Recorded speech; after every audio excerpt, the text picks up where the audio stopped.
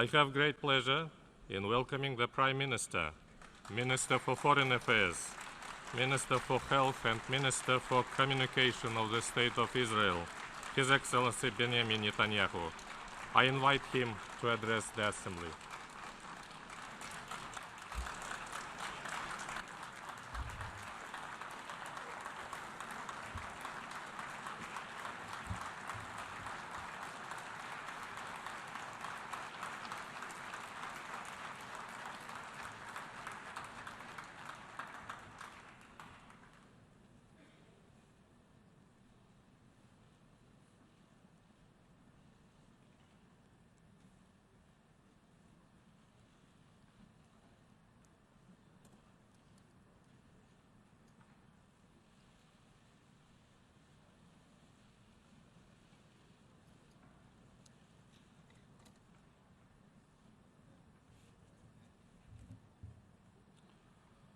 Ladies and gentlemen,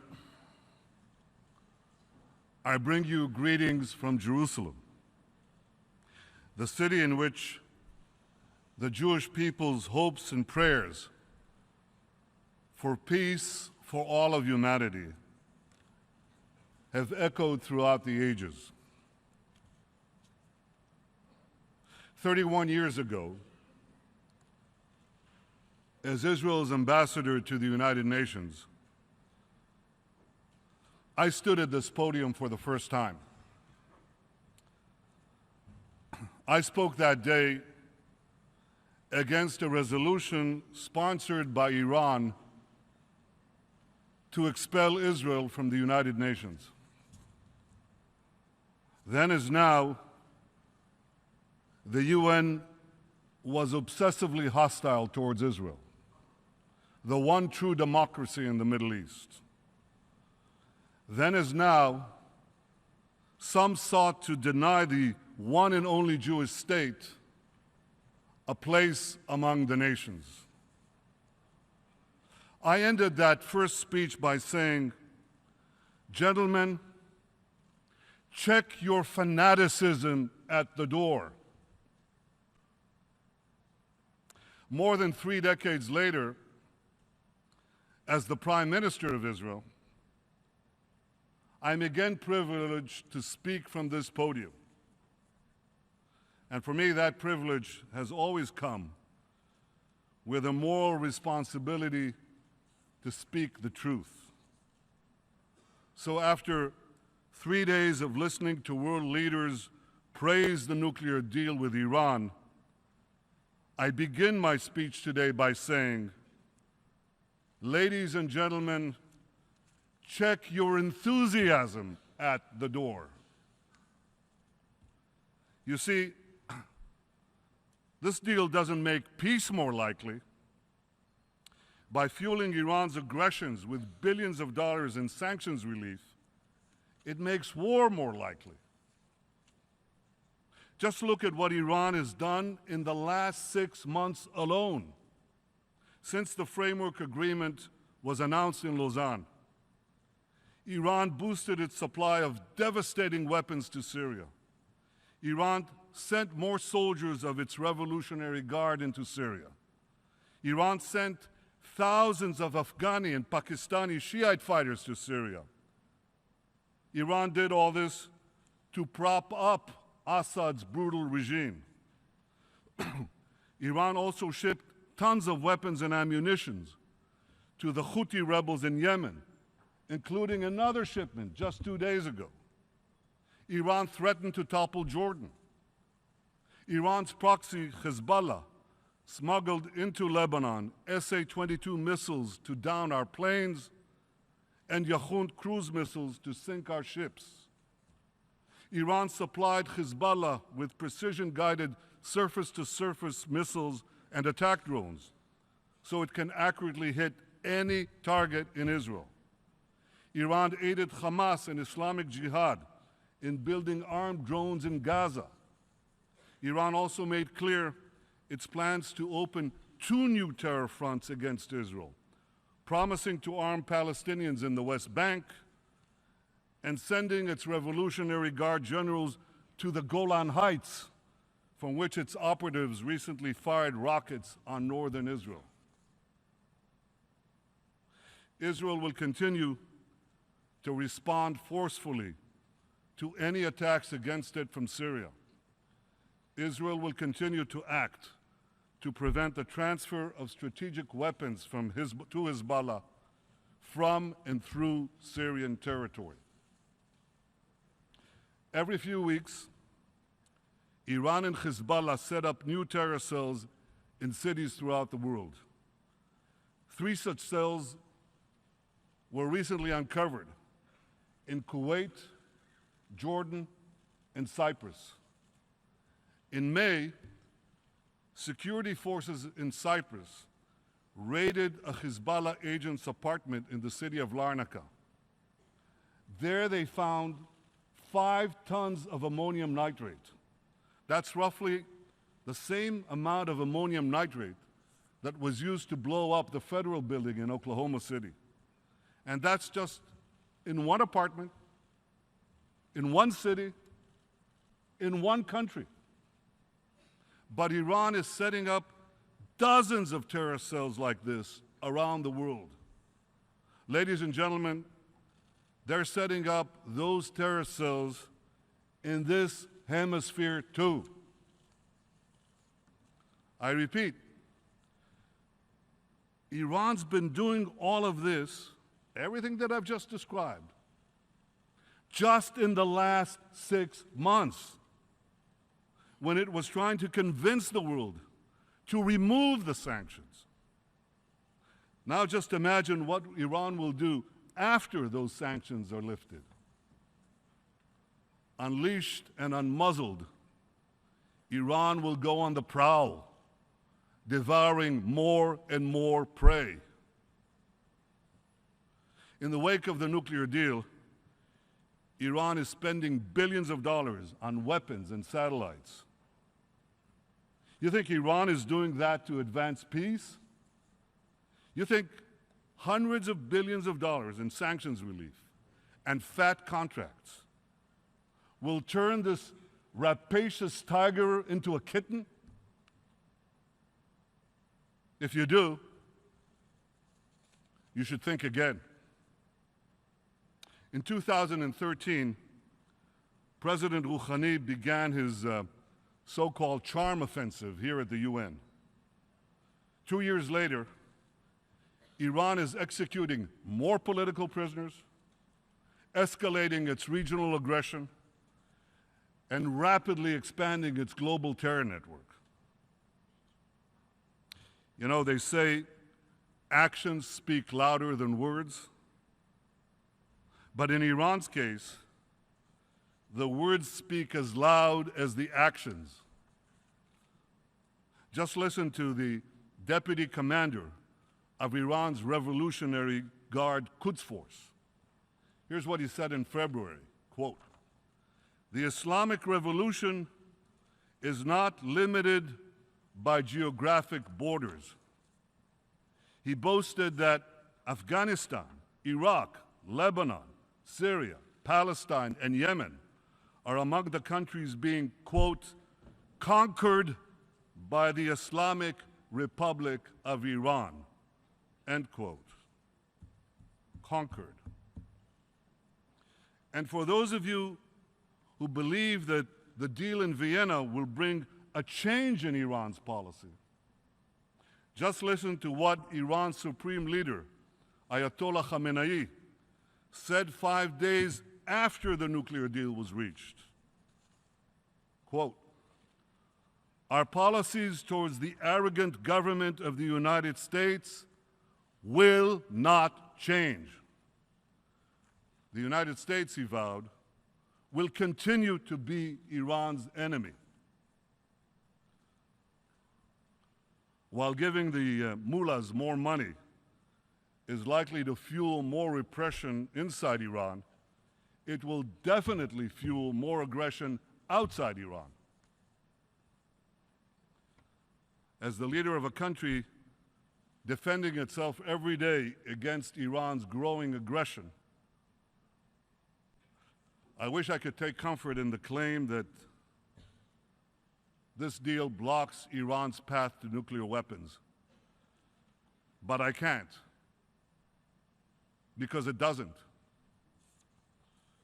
This deal does place several constraints on Iran's nuclear program, and rightly so, because the international community recognizes that Iran is so dangerous. But you see, here's the catch. Under this deal, if Iran doesn't change its behavior, in fact, if it becomes even more dangerous in the years to come, the most important constraints will still be automatically lifted by year 10 and by year 15. That would place a militant Islamic terror regime weeks away from having the fissile material for an entire arsenal of nuclear bombs. That just doesn't make any sense. I've said that if Iran wants to be treated like a normal country, let it act like a normal country. But this deal will treat Iran like a normal country even if it remains a dark theocracy that conquers its neighbors, sponsors terrorism worldwide, and chants death to Israel, death to America. Does anyone seriously believe that flooding a radical theocracy with weapons and cash will curb its appetite for aggression? Do any of you really believe that a theocratic Iran with sharper claws and sharper fangs will be more likely to change its stripes? So here's a general rule that I've learned, and you must have learned in your lifetime. When bad behavior is rewarded, it only gets worse.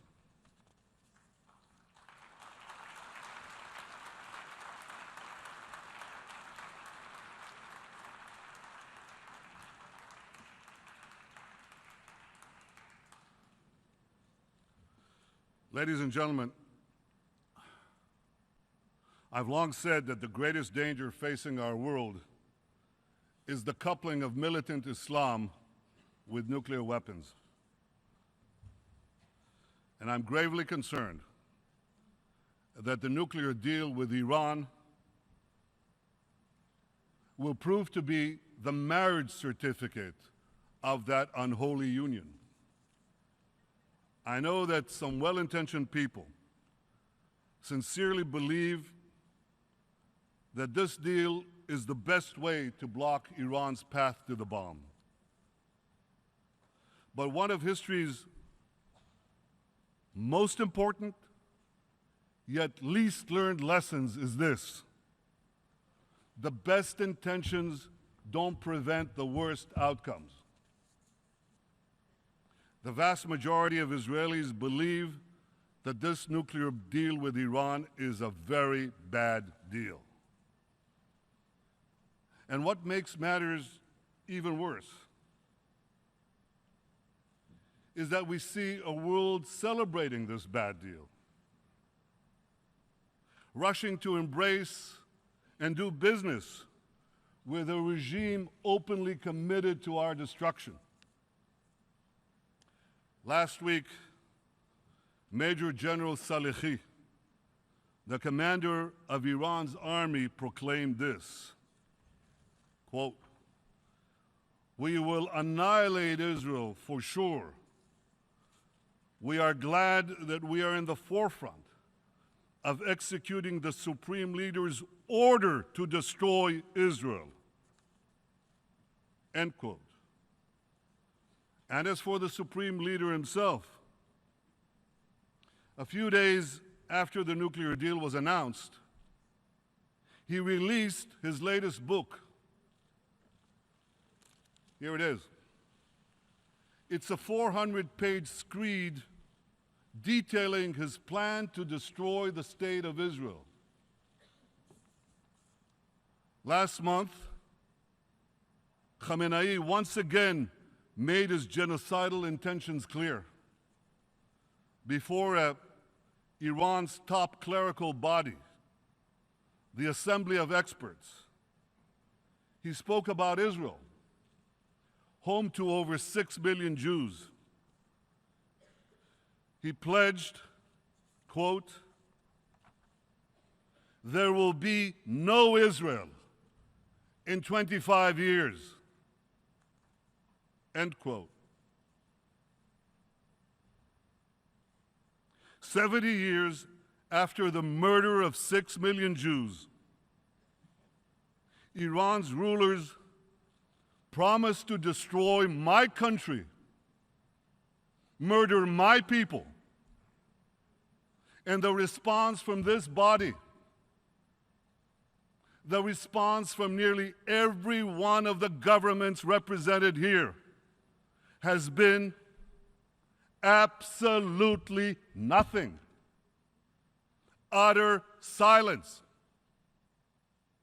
Deafening silence.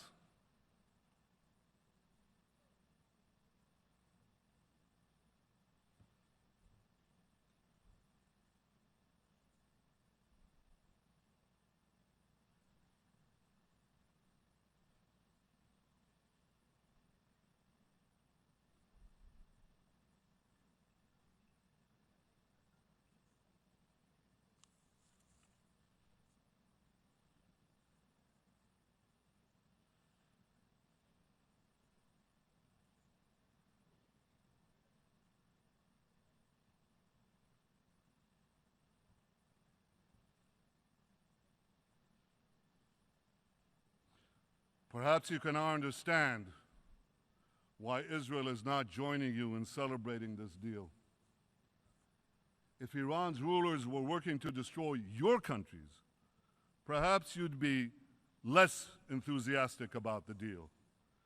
If Iran's terror proxies were firing thousands of rockets at your cities, perhaps you'd be more measured in your praise. And if this deal were unleashing a nuclear arms race in your neighborhood, perhaps you'd be more reluctant to celebrate. But don't think that Iran is only a danger to Israel. Besides Iran's aggression in the Middle East and its terror around the world, Iran is also building intercontinental ballistic missiles whose sole purpose is to carry nuclear warheads. Now remember this, Iran already has missiles that can reach Israel. So those intercontinental ballistic missiles that Iran is building, they're not meant for us. They're meant for you, for Europe, for America, for raining down mass destruction anytime, anywhere. Ladies and gentlemen,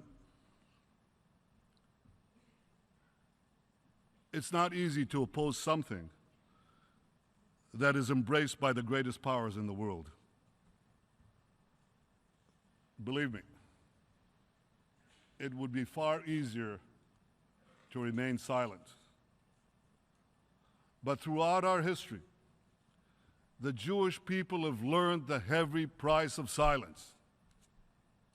And as the Prime Minister of the Jewish state, as someone who knows that history, I refuse to be silent.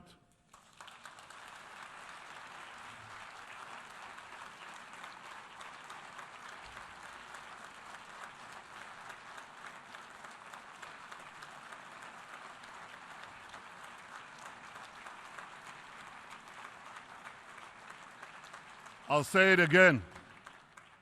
The days when the Jewish people remained passive in the face of genocidal enemies, those days are over.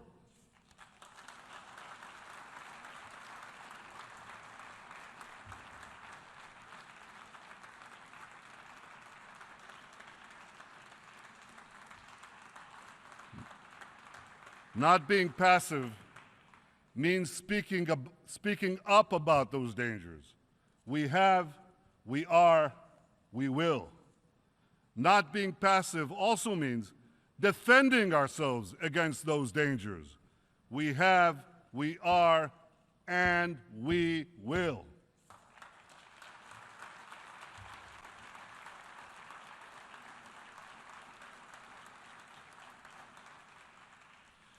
Israel will not allow Iran to break in, to sneak in, or to walk into the nuclear weapons club.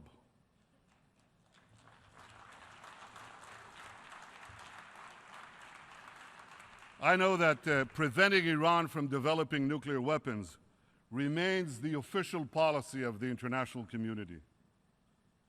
But no one should question Israel's determination to defend itself against those who seek our destruction. For in every generation, there were those who rose up to destroy our people. In antiquity, we faced destruction from the ancient empires of Babylon and Rome.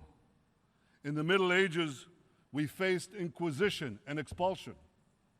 And in modern times, we face pogroms and the Holocaust. Yet the Jewish people persevered. And now another regime has arisen, swearing to destroy Israel. That regime would be wise to consider this. I stand here today representing Israel, a country 67 years young, but the nation state of a people nearly 4,000 years old. Yet the empires of Babylon and Rome are not represented in this Hall of Nations. Neither is the thousand-year Reich. Those seemingly invincible empires are long gone. But Israel lives. The people of Israel live. Am Yisrael Chai.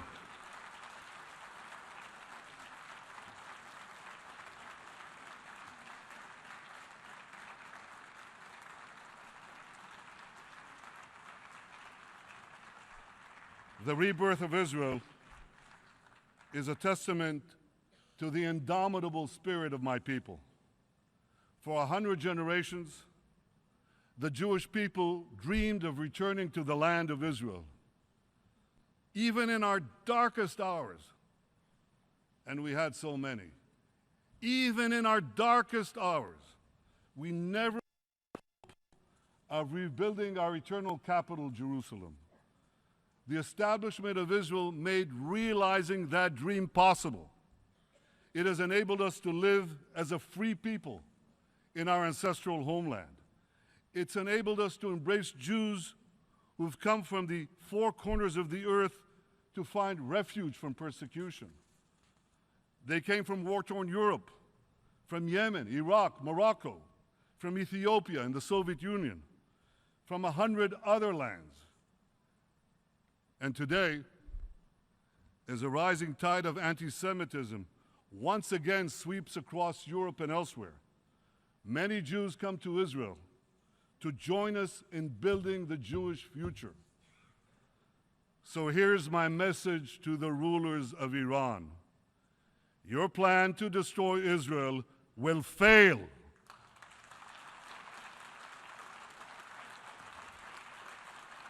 Israel will not permit any force on earth to threaten its future. And here's my message to all the countries represented here. Whatever resolutions you may adopt in this building, whatever decisions you may take in your capitals, Israel will do whatever it must do to defend our state and to defend our people.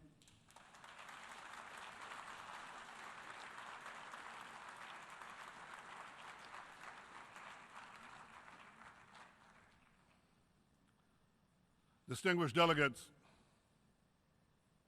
as this deal with Iran moves ahead,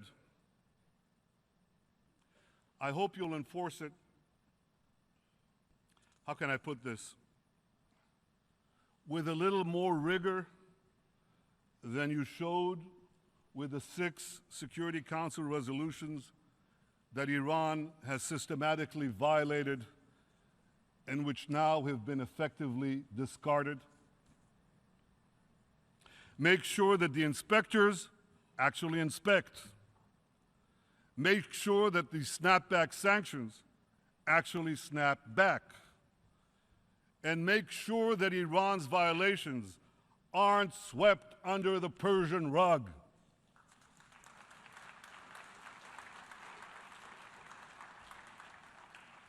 Well, of one thing I can assure you, Israel will be watching closely. What the international community now needs to do is clear. First, make Iran comply with all its nuclear obligations. Keep Iran's feet to the fire.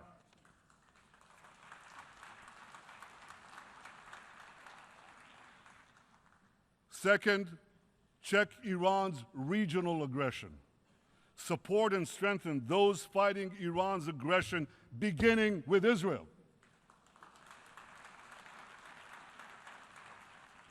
Third, use sanctions and all the tools available to you to tear down Iran's global terror network.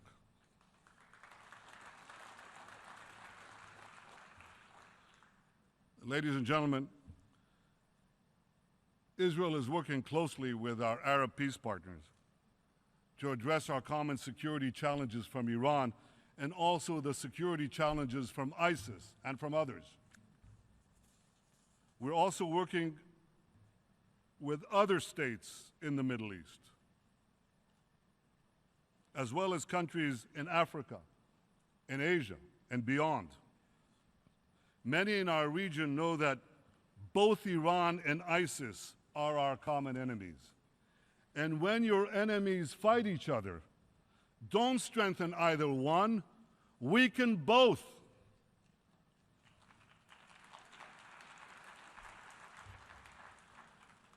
Common dangers are clearly bringing Israel and its Arab neighbors closer. And as we work together to thwart those dangers,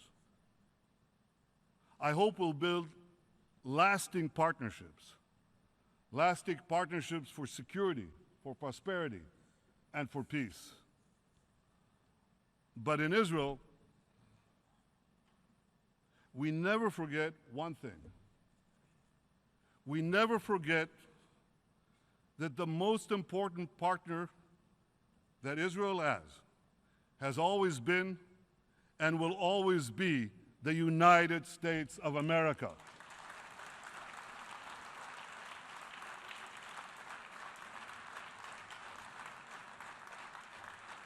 The alliance between Israel and the United States is unshakable.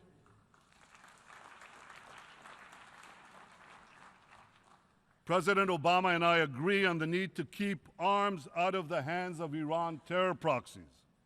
We agree on the need to stop Iran from destabilizing countries throughout the Middle East. Israel deeply appreciates President Obama's willingness to bolster our security, help Israel maintain its qualitative military edge, and help Israel confront the enormous challenges we face. Israel is grateful that this sentiment is widely shared by the American people and its representative in Congress, by both those who supported the deal and by those who oppose it.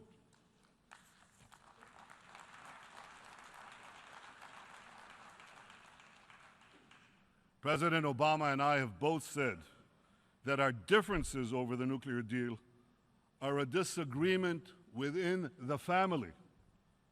But we have no disagreement about the need to work together to secure our common future. And what a great future it could be. Israel is uniquely poised to seize the promise of the 21st century. Israel is a world leader in science and technology, in cyber, software, water, agriculture, medicine, biotechnology, and so many other fields that are being revolutionized by Israeli ingenuity and Israeli innovation. Israel is the innovation nation.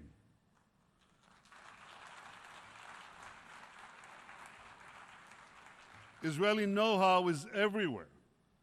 It's in your computer's microprocessors and flash drives.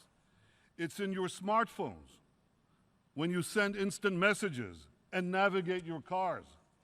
It's on your farms when you drip irrigate your crops and keep your grains and produce fresh.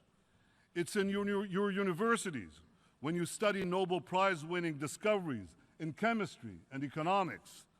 It's in your medicine cabinets when you use drugs to treat Parkinson's disease and multiple sclerosis. It's even on your plate when you eat the delicious cherry tomato. That too was perfected in Israel, in case you didn't know. We are so proud in Israel of the long strides our country has made in such a short time. We're so proud that our small country is making such a huge contribution to the entire world. Yet the dreams of our people, enshrined for eternity by the great prophets of the Bible, those dreams will be fully realized only when there is peace. As the Middle East descends into chaos, Israel's peace agreements with Egypt and Jordan are two cornerstones of stability. Israel remains committed to achieving peace with the Palestinians as well.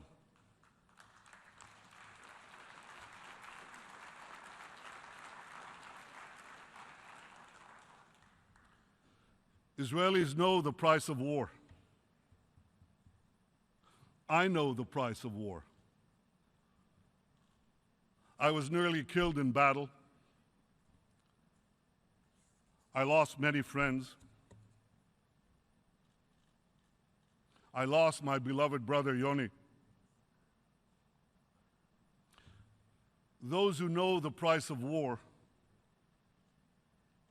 can best appreciate what the blessings of peace would mean for ourselves, our children, our grandchildren. I am prepared to immediately resume direct peace negotiations with the Palestinian Authority without any preconditions whatsoever.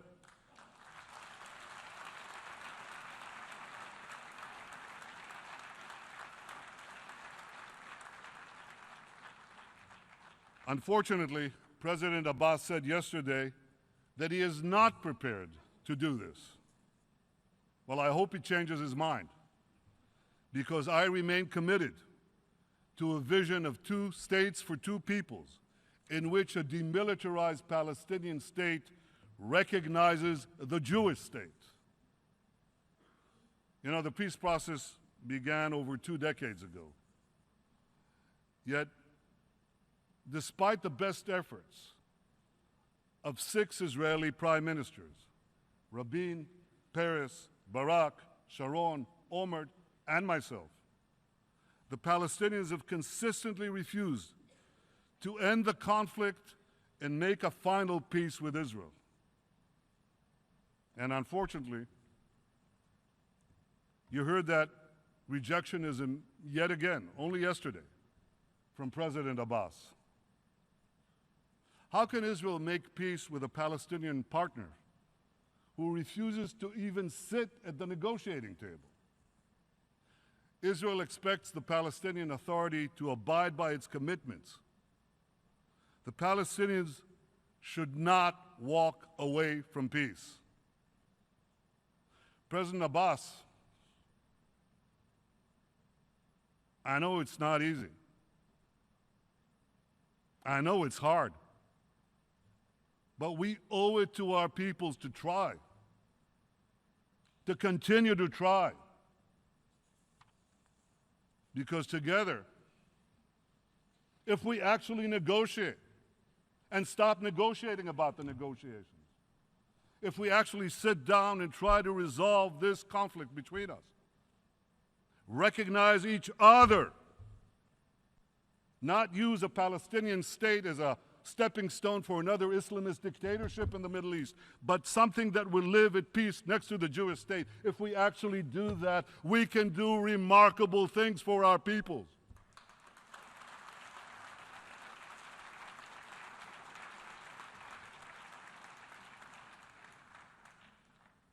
The UN can help advance peace by supporting direct, unconditional negotiations between the parties. The UN won't help peace, certainly won't help advance peace, by trying to impose solutions or by encouraging Palestinian rejectionism. And the UN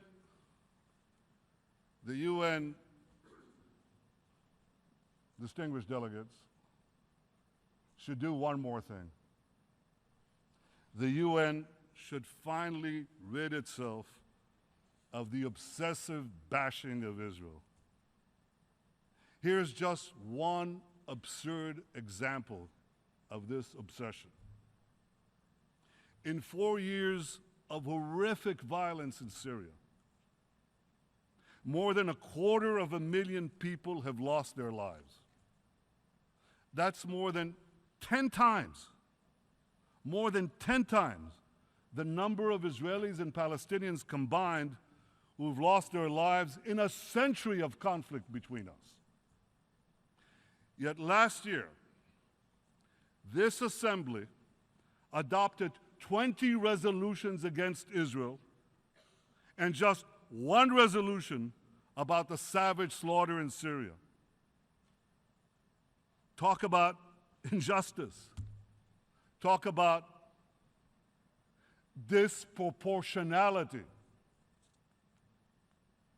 20. Count them.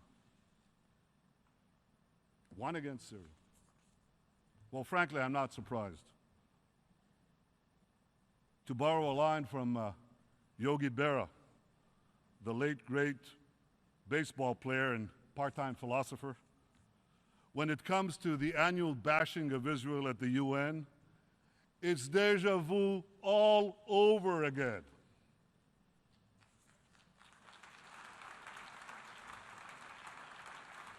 Enough. 31 years after I stood here for the first time, I'm still asking, when will the UN finally check its anti-Israel fanaticism at the door? When will the UN finally stop slandering Israel as a threat to peace and actually start helping Israel advance peace? And the same question should be posed to Palestinian leaders. When will you start working with Israel to advance peace and reconciliation and stop libeling Israel, stop inciting hatred and violence? President Abbas, here's a good place to begin. Stop spreading lies about Israel's alleged intentions on the Temple Mounts. Israel is fully committed to maintaining the status quo there. What President Abbas should be speaking out against are the actions of militant Islamists who are smuggling explosives into the Al-Aqsa Mosque and who are trying to prevent Jews and Christians from visiting the holy sites. That's the real threat to these sacred sites.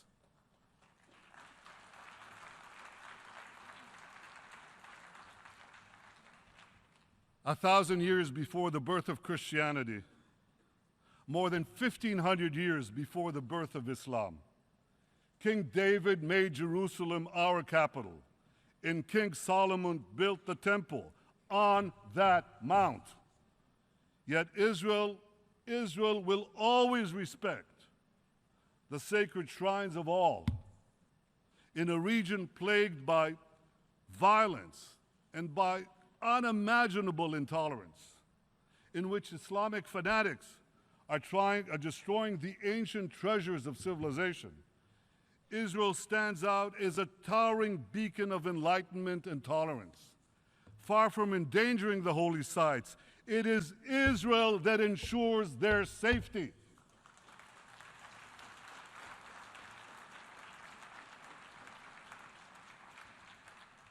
Because unlike the powers who have ruled Jerusalem in the past, Israel respects the holy sites and freedom of worship of all, Jews, Muslims, Christians, everyone. And that, ladies and gentlemen, will never change, because Israel will always stay true to its values.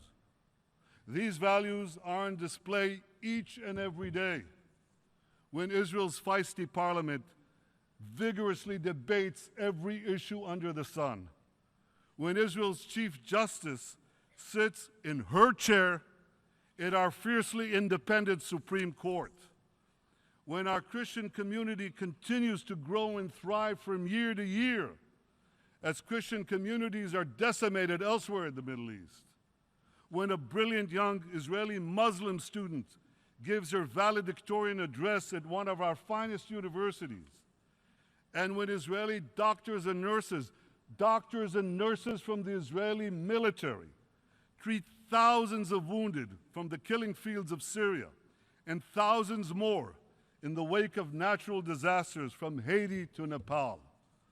This is the true face of Israel. These are the values of Israel.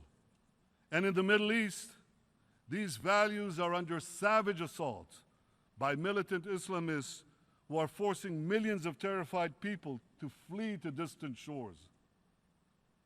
10 miles from ISIS, a few hundred yards from Iran's murderous proxies, Israel stands in the breach, proudly and courageously defending freedom and progress.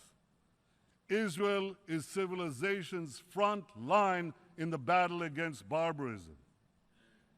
So here's a novel idea for the United Nations. Instead of continuing the shameful routine of bashing Israel, stand with Israel. Stand with Israel as we check the fanaticism at our door. Stand with Israel as we prevent that fanaticism from reaching your door. Ladies and gentlemen, stand with Israel, because Israel is not just defending itself. More than ever, Israel is defending you.